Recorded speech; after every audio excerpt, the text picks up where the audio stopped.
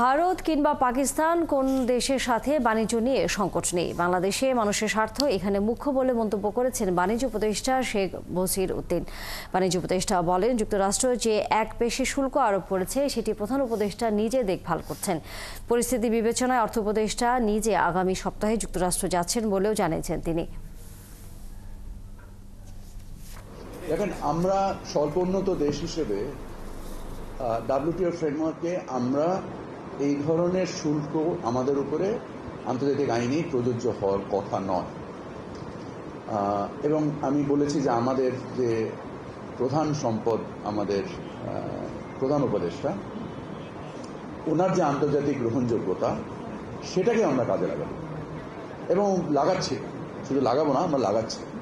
কারণ আপনারা জানেন যে উনি যুক্তরাষ্ট্রের প্রেসিডেন্টকে চিঠি দিয়েছেন, আমি যুক্তরাষ্ট্রের বাণিজ্য মন্ত্রীকে চিঠি দিয়েছি এবং তার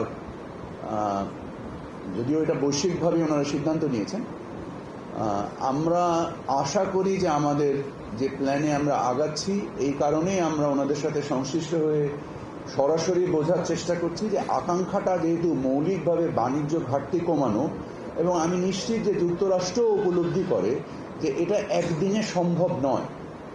অতএব তারা যেটা মৌলিকভাবে চাচ্ছে সেটা হচ্ছে একটা পরিকল্পনা যার মাধ্যমে এই ঘাটতিটা সহনীয় পর্যায়ে, সম্মানজনক পর্যায়ে নেমে আসে।